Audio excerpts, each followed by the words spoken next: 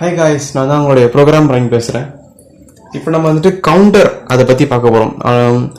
இது வீடியோட ஹெட்டிங் பார்த்தீங்க அப்படின்னா, இந்த கவுண்டர் அப்படிங்கிறது உண்மையாகவே யூஸ்ஃபுல்லாக இருக்குமா, எப்படி நம்ம இதை வந்துட்டு யூஸ் பண்ணணும் உண்மையாகவே லைஃப்பில், இட் மீன்ஸ் ப்ராஜெக்ட் பண்ணும்போது எப்படி யூஸ் பண்ணால் கரெக்டான ப்ரொசீஜரில் பண்ண முடியும் அப்படிங்கிறத பற்றி பார்க்க போகிறோம். எல்லாருக்கும் யூஸ்ஃபுல்லாக தான் இருக்குமா அப்படின்றத பற்றி. அது அடுத்து கவுண்டர் அப்படிங்கிற டைமர் 0ன்னு இருக்குது, டைமர் 1ல மட்டும்தான் இருக்குது, வேறு எதுலையும் கிடையாது. இட் மீன்ஸ் டைமர் 2ல வந்துட்டு பிடபிள்யூ கேப்சர் கம்பேர்லாம் இருக்கனால அதில் இருக்காது. ஓகேவா? ஸோ இப்போ நம்ம என்ன செய்ய போகிறோம்னா, ஒரு கவுண்டரை பற்றி புரிஞ்சுக்கிறதுக்கு ஒரு சின்ன எக்ஸாம்பிள் நான் சொல்கிறேன். இது வந்துட்டு ஒரு குட்டி கண்ட்ரோலர், இது ஒரு குட்டியான கண்ட்ரோலர். இதில் வந்துட்டு ஒரு பட்டன் கனெக்ட் பண்ணிட்டேன், ஒரு புல்ல ப்ரெஷ்ஷை கனெக்ட் பண்ணிட்டேன். ஸோ புல்ல ப்ரெஷ்ஷை கனெக்ட் பண்ணதுனா டிஃபால்ட்டாக அதோட என்னவாக இருக்கும்னா ஹையாக இருக்கும், ப்ரெஸ் பண்ணால் லோவாகும். கரெக்டாக? So RC 0. ஒரு டாஸ்க் சொல்கிறேன், ஒரு குட்டி டாஸ்க். இது உங்களுக்கு ஒரு டாஸ்க். என்ன டாஸ்க் அப்படின்னா, பட்டன் ப்ரெஸ் பண்ண ஒவ்வொரு ப்ரெஸ் பண்ணுறதுக்குமே எனக்கு டேட்டா வந்துட்டு ஒரு வேரியபிள் வந்துட்டு இன்க்ரிமெண்ட் ஆகிட்டு இருக்கணும். ஏதோ நம்பர் I = 0 அப்படின்னா +++ ஆகிட்டே இருக்கணும் ஒவ்வொரு ப்ரெஸ்ஸுக்கும், பட்டன் ப்ரெஸ் பண்ணுறதுக்கும். அந்த டேட்டா எங்கே போய் ஸ்டோர் ஆகணும் அப்படின்னா LCD அப்படின்ற ஒரு பாக்ஸில் போயிட்டு ஸ்டோர் ஆகணும். புரியுதா உங்களுக்கு? ஸோ ப்ரெஸ் பண்ணுற ஒவ்வொரு டேட்டாவும் LCDயில் போய் ஸ்டோர் ஆகணும். அதான் வந்துட்டு இது இருக்காங்க இந்த டாஸ்க்கு. இந்த டாஸ்க்கு நீங்கள் கவுண்டர் யூஸ் பண்ணி தான் பண்ணணுமா? ஆக்சுவலாக கவுண்டர் இதுதான். நீங்கள் ப்ரெஸ் பண்ண கவுண்ட் பண்ணி அந்த இன்க்ரிமெண்ட் தான் கவுண்டர்னு சொல்லுவாங்க. அந்த இடத்துல கவுண்ட் பண்ணி டேட்டா ஸ்டோர் பண்ணுறது தான் கான்செப்ட். இதுக்கு கவுண்டர் யூஸ் பண்ணி பண்ணலாம். ஆனால் இப்போ கேள்வி என்னன்னா, இது கவுண்டர் யூஸ் பண்ணி தான் பண்ண முடியுமா, இல்லை வெறுமனே பண்ணலாமா அப்படின்னு பார்த்தீங்கன்னா, இங்கே தான் அப்ளிகேஷன் நம்ம பேசுகிறோம். இந்த கோடி நான் எழுதி காட்டுறேன் உங்களுக்கு எப்படின்ட்டு. இஃப் RC 0 = 0, ஐயை வந்துட்டு ப்ளஸ் பண்ணுறேன், ப்ளஸ் பண்ண டேட்டா வந்துட்டு சம் LCDலையோ ஏதோ ஒன்றத்தில் போட்டு பிரிண்ட் பண்ணிட்டேன். பிடிச்சிட்டேண்ணா? ஸோ ஒரு சும்மா சாம்பிள் கோடிங் எழுதியிருக்கேன். இட்ஸ் நாட் ரியல், பட் ஒரு சும்மா சாம்பிள் கோடிங் எழுதியிருக்கேன். இது வந்து இதில் கவுண்டர் கிடையாது, டைமர் எதுவுமே இல்லை, சும்மா எழுதியிருக்கேன். தெரியுதா உங்களுக்கு? பட் இதான் கான்செப்ட். நீங்கள் ஒரு இனிஷியலாக ஒரு பட்டன் நீங்கள் மானிட்டர் பண்ணுறீங்க இஃப் கண்டிஷன் மூலியமா. அந்த மானிட்டர் பண்ணுறது மூலியமா ஒரு வேரியபிள் இன்க்ரிமெண்ட் ஆகுது, இன்க்ரிமெண்ட்டை நீங்கள் பிரிண்ட் பண்ணுறீங்க, வேலை முடிஞ்சிருச்சு இல்லையா? இந்த இடத்துல எதுக்கு இங்கே கவுண்டர் போய் யூஸ் பண்ணிட்டு சிம்பிளாக பண்ணிட்டு போயிடலாம்ல அப்படின்ட்டு ஒரு நீங்கள் கேள்வி கண்டிப்பாக கேட்பீங்க. அப்போ என்ன செய்யணும் அப்படின்னா, டாஸ்க்கை நான் கொஞ்சம் அதிகமாக்குறேன், டாஸ்க்கை நான் வந்துட்டு கொஞ்சம் பெருசாக்குறேன். உதாரணத்துக்கு இந்த இடத்துல ஒரு ஸ்டெப்பர் மோட்டர் வச்சுக்கலாமா? ஒரு ஸ்டெப்பர் மோட்டர் 1 2 3 4 வயர் கனெக்ட் ஆயிருக்கும். கரெக்டா? அதே மாதிரி இங்கே இன்னொரு ஸ்டெப்பர் மோட்டர் வச்சுக்கலாமா? 1 2 3 4 வயர் கனெக்ட் ஆயிருக்குன்னு வச்சுக்கலாம். ஓகே, அடுத்து இங்கே ஒரு சென்சார் வச்சுக்கலாமா? இங்கே ஒரு சென்சார் இருக்கு, அப்புறம் இங்கே ஒரு, ஸோ எவ்வளோ நிறைய பெரிஃபரல்ஸ் இங்கே கனெக்ட் பண்ணியிருக்கேன். ஓகே, ஸோ இதுக்கு நீங்கள் கோடிங் பண்ணுறீங்க, ஏகப்பட்ட லைன்ஸ் ஆஃப் கோடிங் நீங்கள் அப்படியே கரெக்டாக நீங்கள் ப்ரோக்ராமில் எழுதிட்டீங்க. அப்படி என்ன சரிங்கன்னா, இதுக்கும் நீங்கள் ப்ரோக்ராம் பண்ணுறீங்க, இந்த பட்டனை இன்க்ரிமெண்ட் பண்ணுறது கோடிங் எழுதுறீங்க, இந்த மாதிரி ஒரு இஃப் கண்டிஷன் போட்டு. ஸோ அப்போ ரொம்ப ரொம்ப பெரிய கான்செப்டில் அது ரொம்ப கஷ்டமான விஷயம். அது இதுவும் ரன் ஆகணுமா, பட்டன் இதையும் நீங்கள் இது மாதிரி இஃபில் போட்டு மானிட்டர் பண்ணணுமா? அது எப்படி கஷ்டம்? It's not possible, right? ரொம்ப ரொம்ப கஷ்டம், அது பண்ண முடியாது. ஸோ அந்த மாதிரி இடத்துல என்ன செய்யறோம் அப்படின்னா, இந்த கவுண்ட் பண்ணுற வேலையை நீங்கள் மானிட்டர் பண்ணுறதுக்கு பதிலாக அதே பண்ண வைக்கிறீங்க. தட் இஸ் கால் கவுண்டர், வேற எதுவும் கிடையாது. இதுதான் கான்செப்ட். ஸோ நீங்கள் இஃப் கண்டிஷன் போட்டு இன்க்ரிமெண்ட் ஆகி பிரிண்ட் பண்ணுறதுக்கு பதிலாக கவுண்டர் அப்படிங்கிறது நீங்கள் ஜஸ்ட் டைமரில் போய் கவுண்டர் நீங்கள் ஆன் பண்ணிட்டா போதும். பிக்கில் வந்துட்டு ஒரு டெடிகேட்டட் பின் இருக்கு, கவுண்டருக்கு, அதுவே ஆட்டோமேட்டிக்காக ப்ரெஸ் பண்ணி இன்க்ரிமெண்ட் பண்ணணும். அதுவே ஆட்டோமேட்டிக்காக நீங்கள் போயிட்டு இஃப் கண்டிஷன் கொடுத்து செக் பண்ணணும்னு அவசியமே இல்லை. நீங்கள் ஒயில் ஆஃப் ஃபோனில் கோடிங் எதுவுமே தேவையில்லை. நீங்கள் ஜஸ்ட் எந்த இடத்துல பிரிண்ட் பண்ணி இது மட்டும் யூஸ் பண்ணால் போதும், பிரிண்ட் மட்டும் பண்ணால் போதும், அந்த டேட்டா மட்டும் ஜஸ்ட் பிரிண்ட் பண்ணால் போதும். ஸோ அதான் கான்செப்ட். ஸோ இது இஃப் கண்டிஷன் கோடிங்கை குறைஞ்சிருச்சு இல்லையா? ஸோ இப்போ உங்களுக்கு கோடிங் இன்னும் கொஞ்சம் சப்ஸ்டிகேட் ஆகிடுச்சு, எஃபிஷியன்சி ஆகிடுச்சு கோடிங் இன்னும். ஸோ இதான் கான்செப்ட்டுங்க, வேற எதுவும் கிடையாது. ஸோ இந்த இஃப் கண்டிஷன் போட்டு செக் பண்ணுறதுக்கு பதிலாக பேக் எண்டில் கவுண்டிங் நடக்கும், அவ்வளோதான். இதே டைமர் கான்செப்ட் தான் இதுவும். டைமர் அதே தான் இல்லையா? இதெல்லாம் நடந்துகிட்டே இருக்கும், at the same time back எண்ட்லேயும் வேற ஒரு ப்ராசஸ் நம்மளால செய்ய முடியும். ஓகே, LED பிளிங்க் பண்ண வைக்க முடியும், இல்லை இன்னொரு மோட்டர் ரன் பண்ண முடியும், இல்லை இன்னொரு டிஸ்பிளே ரன் பண்ண வைக்க முடியும். டைமர் யூஸ் பண்ணி கவுண்டர் யூஸ் பண்ணி பேக் எண்டில் ஒரு கவுண்ட் பண்ண முடியும் நம்மளால. ஸோ அதுதான் வந்துட்டு extra features for PIC controller. இது பிக்கில் மட்டும் இல்லைங்க, நீங்கள் இனிமேல் படிக்கக்கூடிய ஆர்டினோவாக இருந்தாலும் சரி, அட்மேகாவாக இருந்தாலும் சரி, ஆமா இருந்தாலும் சரி, கார்டெக்ஸ் M4 இருந்தாலும் சரிங்க, வாட் எவர் இட் இஸ், இதான் கான்செப்ட் கவுண்டர், வேறு எதுவுமே கிடையாது. ஆனால் இதில் சில டெக்னிக்கல் வார்த்தைகள் இருக்குங்க, அதை நீங்கள் புரிஞ்சுக்கணும். What is call prescale. நம்ம டைமர் நீங்கள் படிச்சிங்கன்னா ப்ரீ ஸ்கேல் எனக்கு தெரிஞ்சிருக்கணும். ஏன்னா இல்லை ப்ரீஸ்கேல் பேஸ் பண்ணி தான் கவுண்டரே ஒர்க் ஆகுது. நான் அப்புறம் சொல்கிறது என்னென்னு ஐ மீன் இது முடிச்சு சொல்கிறேன். அடுத்து ஓவர்ஃப்ளோன்ற கான்செப்ட் இதில் இருக்குது, பட் நம்ம கன்சிடர் பண்ணணும் அவசியமே இல்லை, இருந்தாலும் சொல்கிறேன். அப்புறம் இன்டரப்ட் செட்னு ஒரு கான்செப்ட் இருக்குது, அதுவும் தெரிய தேவை. பட் இது ரெண்டுமே நமக்கு முக்கியம். நான் என்னென்னு இப்போ உங்களுக்கு சொல்கிறேன். ஓகே, இப்போ வந்துட்டு கவுண்டரில் வந்துட்டு நம்ம ஒரு சில டெக்னிக்கல் டேர்ம்ஸ் பார்க்குறதா சொல்லியிருந்தேன் இல்லையா? அது என்ன டேர்ம்ஸ் அப்படின்னா ப்ரீ ஸ்கேல், அப்புறமேட்டு வந்துட்டு ஓவர்ஃப்ளோ, அப்புறமேட்டு வந்துட்டு இன்டரப்ட் ஃப்ளாக். ஸோ இவ்வளோ தான் இந்த டெக்னிக்கல் டேர்ம்ஸ். இந்த டேர்ம்ஸ் பற்றி நமக்கு சில விஷயங்கள் தெரிஞ்சாலே போதும், கவுண்டர் வந்துட்டு டீப்பாக நம்மளால் படிக்க முடியும். டெப்த்தாக போய் நம்மள ஆழத்துக்கு போய் புரிஞ்சிக்க முடியும் என்னன்ட்டு. நம்ம ஆல்ரெடி படிச்சிட்டோம், எதுக்கு யூஸ் பண்ணுறோம், எப்படி யூஸ் பண்ணணும், எந்த இடத்துலலாம் யூஸ் பண்ணணும் அப்படின்றத சின்ன எக்ஸாம்பிள் சொல்லி நான் ஸ்டெப்பர் மோட்டர்லாம் சொல்லி நான் சொல்லிட்டேன் இல்லையா? அது அவங்க கண்டிப்பாக புரிஞ்சிருக்குன்னு நம்புகிறேன். இதில் வந்துட்டு சில டெக்னிக்கல் டேர்ம்ஸ் இருக்குது, ஆல்ரெடி நம்ம டைமரில் படித்த மாதிரியே. இப்போ உதாரணத்துக்கு டைமர் ஃபஸ்ட்டு எப்படி ஒர்க் ஆகுதுன்றத ரீகால் நான் சொல்கிறேன், அதில் இருந்து தான் நம்ம கவுண்டரை நம்மளால் படிக்க முடியும். இப்போ உதாரணத்துக்கு இந்த ப்ரீஸ்கேல் வேல்யூ வந்துட்டு P = 5ன்னு சொல்லிட்டேன். டைமரோட இனிஷியல் வேல்யூ வந்துட்டு 0ன்னு வச்சுக்கலாம். ஓகே, அந்த 5 எது வச்சுக்கலாம், 0ன்னு வச்சுக்கலாம் நம்ம. ஓகே, 0ன்னு செட் பண்ணிட்டேன். இப்போ இது எப்படி ஒர்க் ஆகும் அப்படின்னா, இங்கே நான் ஆல்ரெடி எழுதுற மாதிரி எழுதுறேன்.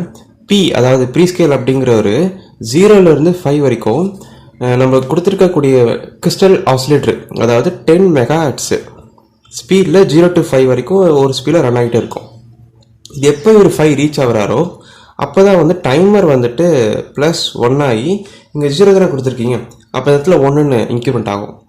அதே மாதிரி 0 to 5 வரைக்கும் ரன் ஆகும். இது இப்போ 1 ஆகுது, அடுத்து திரும்ப ஒரு சைக்கிள் திரும்ப ப்ரீஸ்கேல் ரன் ஆகும். திரும்ப வந்துட்டு டைமர் வந்துட்டு +1 ஆகி 2ன்னு பிரிண்ட் ஆகும்.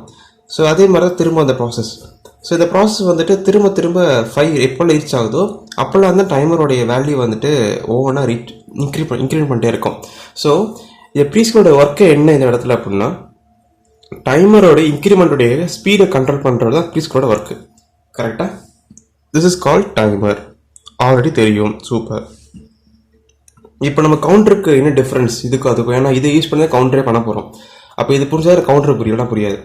அப்போ கவுண்டரில் எப்படி இருக்கும் அப்படின்னு நீங்கள் பார்த்தீங்கன்னா, இப்போ உதாரணத்துக்கு அதே P-யை 5ன்னு எடுத்துக்கலாமா? P அப்படின்ற அந்த பாக்ஸில் வந்துட்டு 5ன்னு வச்சுக்கலாம். இதுவும் வந்துட்டு, பட் இந்த இடத்துல என்னென்னா, இந்த ப்ரீஸ்கேல் வந்துட்டு இதுலேருந்து எடுத்துக்காது, இந்த 10 மெகாஹெர்ட்ஸ் வந்து எடுத்துக்காது. அதில் இப்போ எதுலேருந்து எடுத்துக்குது அப்படின்னா, நீங்கள் கண்ட்ரோலரில் கவுண்டர் அப்படின்னு சொல்லிட்டு ஒரு பின் இருக்குது. நான் எந்த பின்னை கரெக்டாக சொல்கிறேன் உங்களுக்கு, ஐ மீன் ப்ரோக்ராம் பண்ணும்போது நான் கனெக்ட் பண்ணும்போது சொல்கிறேன். அந்த பின்னில் நீங்கள் வந்துட்டு ஒரு பட்டன் கனெக்ட் பண்ணியிருக்கீங்க இல்லையா, அந்த பட்டன் ப்ரெஸ் பண்ணுறது மூலியமாக தான் இன்க்ரிமெண்ட் ஆகும் உங்களுக்கு. ஸோ இதான் டிஃப்ரென்ஸ். டைமரில் வந்துட்டு ப்ரீஸ்கேல் 10 மெகாஹெர்ட்ஸ் ஸ்பீடில் ஆட்டோமேட்டிக்காக ரன் ஆகும். ஆனால் கவுண்டரில் வந்துட்டு நீங்கள் எத்தனை டைம் ப்ரெஸ் பண்ணுறீங்களோ அத்தனை டைம் இன்க்ரிமெண்ட் ஆகும். ஓகே, ஸோ ப்ரீஸ்கேல் கவுண்டர் வந்து இதை பேஸ் பண்ணி ரன் ஆகுது, டைமரில் ப்ரீஸ்கேல் 10 மெகாஹெர்ட்ஸை பேஸ் பண்ணி ரன் ஆகுது. இதாங்க டிஃப்ரென்ஸ் ரெண்டுத்துக்கும், வேறு எதுவுமே கிடையாது. இப்போ பார்க்கலாமா? இப்போது ஃபஸ்ட் டைம் ப்ரெஸ் பண்ணுறீங்க, 0லேருந்து +1 ஆகுது. கரெக்டாக? ப்ரீஸ்கேல் 1ன்ற வேல்யூ வந்துருச்சு. செகண்ட் டைம் ப்ரெஸ் பண்ணுறீங்க, 2 வரும். தேர்ட் டைம் 3 வரும். ஃபோர்த் டைம் 4 வரும். ஃபிஃப்த் டைம் 5 வரும். ஸோ 5க்கு ரீச் ஆயிடுச்சா, அப்போ மட்டும்தான் ஒரு வேல்யூவை டைமர் இன்க்ரிமெண்ட் பண்ணும். ஒரு வேல்யூ திரும்ப 0லேருந்து பாடுறேன், ஒரு வேல்யூ இன்க்ரிமெண்ட் ஆயிடுச்சு. திரும்ப நான் வந்துட்டு என்ன ஆகுதுன்னா, இதே ப்ரீஸ்கேல் வந்து திரும்ப வந்துட்டு 0 to 5 வரைக்கும் போகுது. இப்போ திரும்ப எப்போ நீங்கள் 5 டைம் பட்டனை ப்ரெஸ் பண்ணுறீங்களோ 1 இன்க்ரிமெண்ட் ஆகி 5 டைம் எப்போ வருதோ அப்போ தான் வந்து டைமர் 1 இன்க்ரிமெண்ட் பண்ணும். 1 வந்து 2 ஆயிடுச்சு. இப்போ அப்போ திரும்ப வந்துட்டு அதே மாதிரி தான். ஸோ இந்த ப்ரீஸ்கேல் ரன்னிங் எதை பேஸ் பண்ணி இருக்குது அப்படின்னா, இந்த பட்டன் எத்தனை டைம் ப்ரெஸ் பண்ணுறீங்களோ அதாவது நீங்கள் ப்ரீஸ்கேல் செட் பண்ணுறதை பொறுத்து இருக்குது அப்படி சொல்லிக்கலாமா? ஓகே, இப்போது உதாரணத்துக்கு வேறு மாதிரி வச்சுக்கலாம். ப்ரீஸ்கேல் வேல்யூ வந்து நான் 1ன்னு செட் பண்ணிட்டேன். ப்ரீஸ்கேல் வேல்யூ இப்போ நான் 1ன்னு செட் பண்ணிட்டேன். அப்போ எப்படி ஒர்க் ஆகும் பார்க்கலாமா? இப்போ P அதே வச்சுக்கலாம், 0 1. அப்போ டைமரோட வேல்யூ வந்துட்டு என்னவாக இருக்கும்னா, 1 டைம் ப்ரெஸ் பண்ணாலே போதும், 0 to 1 போயிடுது, ரீச் ஆயிடுச்சா 1க்கு, அப்போ டைமர் +1 ஆயிரும். ஸோ ஒவ்வொரு பட்டன் ப்ரெஸ்ஸுக்கும் 1 ஆகும் டைமர். அப்போ நம்ம P = ப்ரீஸ்கேல் எப்பயும் 1ன்னு வச்சு யூஸ் பண்ணுறது நல்லது கவுண்டரில். ஏன்னா நீங்கள் ஒவ்வொரு டைம் ப்ரெஸ் பண்ணும்போது ரிசல்ட் இங்கே மாறுதில்ல. ஆனால் இதில் பார்த்தா ஒரு டைம் ரிசல்ட் மாறுறதுக்கு நீங்கள் 5 டைம் ப்ரெஸ் பண்ண வேண்டியதாக இருக்குது. அப்போது கவுண்டரில் எப்போவுமே ப்ரீஸ்கேலோட வேல்யூ 1 இருக்கிறது தான் கரெக்டு. இப்போ பார்த்தீங்கன்னா எக்ஸாம்பிளுக்கு ஒன் டைம் ப்ரெஸ் பண்ணிட்டீங்க, ஒன் இன்க்ரிமெண்ட் ஆயிடுச்சு. இப்போ திரும்ப வந்துட்டு பி வந்துட்டு இது பி வந்துட்டு என்ன ஆயிடுச்சு, சாரி பி வந்து என்ன ஆயிடுச்சுன்னா 0 to 1 வந்துருச்சு. அப்போ வந்து திரும்ப டைமர் வந்துட்டு பட்டன் ப்ரெஸ் பண்ணோடனே +1 ஆகிட்டதுனால டைமர் வந்துட்டு +1 2 ஆயிடுச்சு. அப்போ திரும்ப வந்துட்டு இன்க்ரிமெண்ட் ஆகுது 0 to 1. நீங்கள் பட்டன் ப்ரெஸ் பண்ணும்போது டைமர் +1 = 3 ஆகுது. ஸோ கான்செப்ட் புரியுதா உங்களுக்கு? டைமரில் ப்ரீஸ்கேல் வேல்யூ வந்துட்டு 10 மெகாஹெர்ட்ஸ் பேஸ் பண்ணி ஒர்க் ஆகும். கவுண்டரில் நீங்கள் ப்ரெஸ் பண்ணுறதுக்கு ஏற்ற மாதிரி தான் ப்ரீஸ்கேல் ஒர்க் ஆகும். ஸோ அதனால் ப்ரீஸ்கேலோட வேல்யூ வந்துட்டு எப்பயுமே ஒன்றா தான் இருக்கணும். ஸோ ஒன்றா செட் பண்ணிங்கன்னா நீங்கள் எப்பயுமே ஒர்க் பண்ணுற மாதிரி நான் சொன்ன டாஸ்க் வந்துச்சு இல்லையா, ஒவ்வொரு டைம் ப்ரெஸ் பண்ணாலும் வேல்யூ இன்க்ரிமெண்ட் ஆகிட்டே இருக்கு இல்லையா. ஸோ எப்படி ஒரு இன்க்ரிமெண்ட் ஆகும் அப்படின்னா, டிஃபால்ட்டாக ஹையாக இருப்பார், லோ பட்டன் ப்ரெஸ் பண்ணால் லோ ஆவார், திரும்ப ஹை. ஸோ ஒவ்வொரு லோ பல்ஸுக்கும் கவுண்டர் இன்க்ரிமெண்ட் ஆகிட்டே இருக்கும், டைமர் வந்து வேல்யூ இன்க்ரிமெண்ட் ஆகிட்டே இருக்கும். அதே மாதிரி திரும்ப ஹையாவார். ஸோ எப்போல்லாம் அந்த லோ பல்ஸ் வருது டெக்ட் ஆகுதோ ஆட்டோமேட்டிக்காக டைமருக்குள்ளே கவுண்டருக்குள்ளே வந்துட்டு நீங்கள் செட் பண்ணீங்க அப்படின்னா இந்த மாதிரி நடக்கும். ஸோ இதுதான் வந்துட்டு நான் சொன்னேன் போன இதில், இஃப் கண்டிஷன் அதெல்லாம் யூஸ் பண்ண தேவையில்ல. நீங்கள் இந்த பர்டிகுலர் பின்னுக்கு எப்போ நீங்கள் லோ பல்ஸ் ஹை டு லோன்ற அந்த ஃபாலிங் ஏஜ் கொடுக்குறீங்களோ அப்போ ஆட்டோமேட்டிக்காக அது வந்து கவுண்ட் பண்ணணும். சரி, எனக்கு இப்போ வந்து ரைசிங் ஏஜில் வந்து கவுண்ட் பண்ணணும், அதுக்கும் வழி இருக்குது. அதையும் நம்ம வந்து மாற்றிக்க முடியும். அதுக்கு வந்து சில இதெல்லாம் கொடுத்துருப்பாங்க, சில இதில் கொடுத்துருக்க மாட்டாங்க. பட் எதில் கொடுக்கல அப்படின்றத நம்ம ப்ரோக்ராம் போய் பார்க்கலாம். ஸோ ஃபஸ்ட் நம்ம எதை பார்க்க போகிறோம் அப்படின்னா, கவுண்டர் வந்துட்டு ஃபார் டைமர் 0 அதான் நம்ம பார்க்க போகிறோம். இப்போ வந்து ப்ரீஸ்கேல் வச்சு தான் எல்லாமே ஒர்க் ஆகுது. அப்போ எதுக்கு இந்த ஓவர்ஃப்ளோ இன்டர்ஃப்ளாக்லாம் இருக்குது அப்படின்னு பார்த்தீங்கன்னா, அது வந்துட்டு ரொம்ப முக்கியமான கான்செப்ட் கவுண்டர் கிடையாது. நீங்கள் இது ரெண்டுத்தையும் கன்சிடர் பண்ணணும்னு அவசியமே கிடையாது. நீங்கள் ஜஸ்ட் கவுண்டரோட வேல்யூவோட லிமிட் தெரிஞ்சால் போதும். உதாரணத்துக்கு எவ்வளோ தூரம் போனால் ஓவர்ஃப்ளோ ஆகும், எப்போ இன்டர்ஃப்ளாக் நடக்கும் அதை மட்டும் தெரிஞ்சிட்டா போதும். பட் நம்ம யூஸ் பண்ணவே போகிறதில்ல. இப்போ உதாரணத்துக்கு டைமர் 0வா 8 பிட்டு, அப்போ எவ்வளோ தூரம் வரைக்கும் ஓவர்ஃப்ளோ ஆகும் அப்படின்னா 255 வரைக்கும் தான் ரன் ஆகும் டைமர் 0ல். அந்த ஒரு நாலேஜ் நமக்கு இருக்கணும். அடுத்து இன்டர்ஃப்ளாக் எப்போ நடக்கும் அப்படின்னா, இப்போ உதாரணத்துக்கு இது ரன் ஆகிட்டே இருக்குது, ப்ளஸ் ஆகிட்டே இருக்குது. இது எப்போ வந்துட்டு 255 கிட்ட போகுதோ அப்போ திரும்ப 0க்கு போகும். அப்போ தான் இன்டர்ஃப்ளாக் செட் ஆகும். கரெக்டாக? பட் நம்ம அதை யூஸ் பண்ணவே போகிறதில்ல. இன்டர்ஃப்ளாக் செட் பண்ணதை அதை மானிட்டர் பண்ணவே போகிறதில்ல. நமக்கு வேண்டியது என்னது, ஒவ்வொரு லோ பல்ஸ் பட்டன் ப்ரெஸ் பண்ணி லோ பல்ஸ் வரும், அந்த லோ பல்ஸில் தான் வேல்யூ நம்ம கெட் பண்ணி பிரிண்ட் பண்ணுறோமோ இல்லை ஆர்பிஎம் கண்டுபிடிக்கிறோமோ ஏதோ நீங்கள் கண்டுபிடிச்சிக்கலாம், உங்கள் இஷ்டம் தான். ஸோ இதான் ரெண்டுதோடைய விஷயம் இந்த இடத்துல அவ்வளோவா இருக்காது. பட் ஓவர்ஃப்ளோ யூஸ் பண்ணி நீங்கள் எவ்வளோ ரேஞ்ச் அப்படின்னு நீங்கள் மைண்ட் வச்சுக்கணும்.